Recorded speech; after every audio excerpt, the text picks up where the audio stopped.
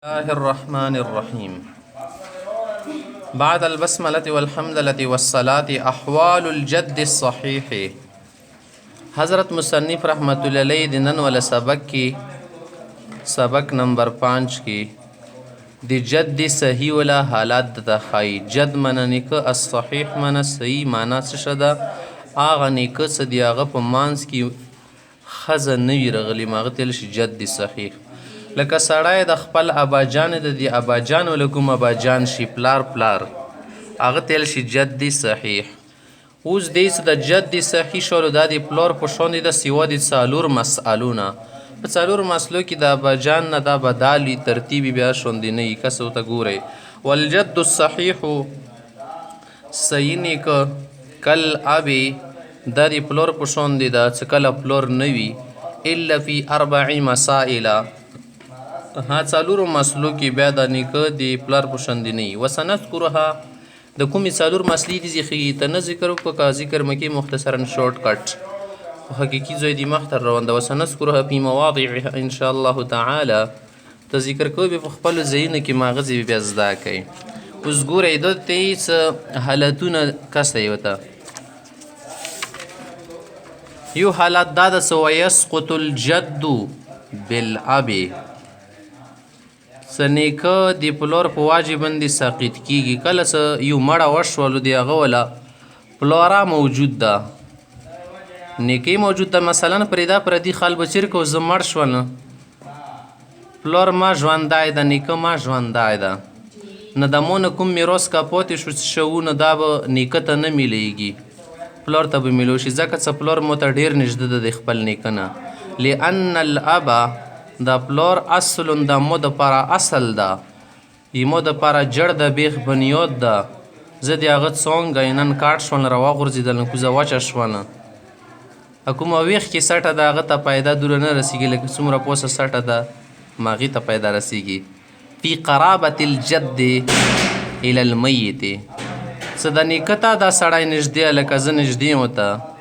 پلور تا نږدې خو پلور ته ډېر نږدې ځکه څه نیکه مونه مانس کې د مانس کې راته بل شی راغلی سم پلور د هغه د توره نه یې نږدې. والجد الصحیح صحیح نیکه په د اصطلاح د علم میراث کې دي تیل شي هو الذي هغه کاس وي لا تدخل فی نسبته الی المیت که د هغه نسبت مړي ته وکړي نو مانس کې مور نه رسي. اوس د مو پلور چې کوم ده دا د مو صحیح نیکه ده ښه د مو کومې مور طرف نه نیکه ده دا جد دی صحیح نه ده دا جد دی پسې ځکه مانس کې چوک راغله ښځه راغله مور راغله دا پوسه متن کې د لیکلي دي والجد الصحیح کالاب دا اوس حشي کې وګورئ د تی کالاب د پلور په شان دی وذلک بالاجماع دا په اجماع سره ده وبدلاله قوله تعالی الله تعالی د سیر ګورئ اعوذ بالله من الشیطان الرجیم کما اخرج ابویکم من الجنه لکه څنګه تاسو والدین جنت نه روبسلی والمراد آدم و حوا آدم ته حوا علیهم السلام ورته سماهما ابن لنا د دې مو اباجان دی وغیره یعنی مو اصل دی معنی شو هو الجد الاعلى د دې مو اعلان کده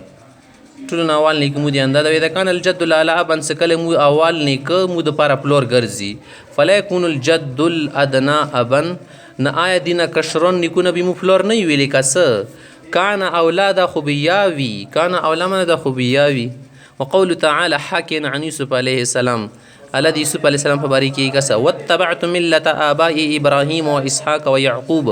جیل کې یوسف عليه السلام ملګرو دل سګوري مو د خپل اباجان دادا نیکه ول دین خپل کړه دغه څوک دی کسن ابراهيم عليه السلام اسحاق عليه السلام يعقوب عليه السلام نه يعقوب عليه السلام خپل پلورو کنه خدای ابراهيم عليه السلام اسحاق عليه السلام د خپل پلور نو د هڅو نیکو سم الله تعالی ابل اب وګرو زدي کې دی پلور و اباه دی هغه پلور ابن کل ابي عند عدمه دا دی پلور په شوندې څه کله پلور نه وي مثلا یو سړی د مړ شولو پلور یې نشته نیکه یې شته ده اوس به نیکه ته دغه میراثونه میلیږي صحیح ده بیا دغه نیکه د پلور په شوندې شو کسې وته بل فی ثبوت تلک الاحوال الثلاث یکم درې حالات د پلور ولا څه تیر شوي دي اځې کې مو د پلور ولا دا خبره که څه ګوره کله کله داسې وي څه پلور ته مطلق یې سایر کول شي شپېږمه یې ساده کله څه د مړي ولا چوک موجود دي زوای یا المسای موجود وي نن مثال زه مړ شوله پلور مو نشته د نیکه مو پاتې ده زمن ماشتو مسول نو اوس به دا شپږمه حصه نیکه ته میلیږي دا د پلور په شونډې شو دي حالات کې که نه نمبر 2 دویم حالت مو چیل څه فرض و تعصیب عاده شیطه پلور مو نشته نیکه پاتې د لور مشتو ده نو دې صورت کې څه ده نیکه ته به شپږمه حصه میلیږي سره کوم مول د لور نه پاتې شي هغه عصبي د وجې نه به میلیږي ورپسې بله دا د ساره م نه زوی ونه م لور وه صرف نیکه پاتې فلور مان او داسې حالات کې به څه کوو د کوم مول دا به صرف دادا تیر کول شي اصحابا شولو دی مو نو سو ګورئ دې ځای کې تاسو دا حالات وپېژندئ څه د نیکه والا حالات د پلور په شونډې دي کله څه کله پلور نه وي که پلور و بیا خو نیکه ته نشي ویر کول که نه اول خبره خې د دا وکړله څه والجد یسقط بالاب څه دادا څه د دا په پلور سره ختمیږي بیا پلور ته میراث نه میلېږي څه خپله پلور موجود وي اوس کس یلون دي تلیکلی بل فی جميع احکام الميراث الا في ربع مسائل الاولى اول نمبر حالات کسي ان الاب لا ترث معه وترث مع الجد اكم سالور مسالی دي کنه سا کی دا پلور تی دادا کی پارخ شتو دا غادا س دی پلور ول کوم مور دا کنه مثلا زمړ شونه دی مو پلور ول کوم مور د خیمو انیو جوړیږي کنه ایمو انیو ته به میراث کله نه میلېږي کله مو پلور وي که پلور منو انیو ته نیکه مو دواړو نو ترث مع الجد نیکه سره بیا تیر کول شي صحیح ده والثانیه دویم حالات وکسې حاشي کې ان المیت اذا ترک الابوین څه کله مړ د زمړ شول مو مورتي پلور پوتې دي وحد الزوجین خزما پوتې د پلیل ام ثلث ما بقي بعد نصیب احد الزوجین نیمو مورته به دریمه سیر کې څه کله ورکې د ښځې سوزي صحیح ده که به د شي ولو کان مکان الاب جد که پلور منو دی په ځای نیکه و نو بیا چې کو پلیل ام ثلث جمیع المال نه د ټول مال به درې حصې کې مور ته به دریمه هیر کې دوی بدلې پوتې شي الا نبي یوسف رحمت الله علیه امام یوسف سیسن نه فإن لها ثلث الباقي اذن بقایا ثلث هیر کول شي وثالث دریم نمبر حالات دی ان بني الاعیان والعلات ای الاخوه كلهم يسكتون مع الاب اجمعا زمړ شول پلور مشتو ده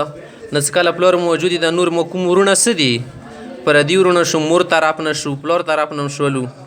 هغو ته به میراث نه میلیږي ولا سکوتونه مع الجد الا عند ابي حنیفه رحمة الله که بیا نیکه وي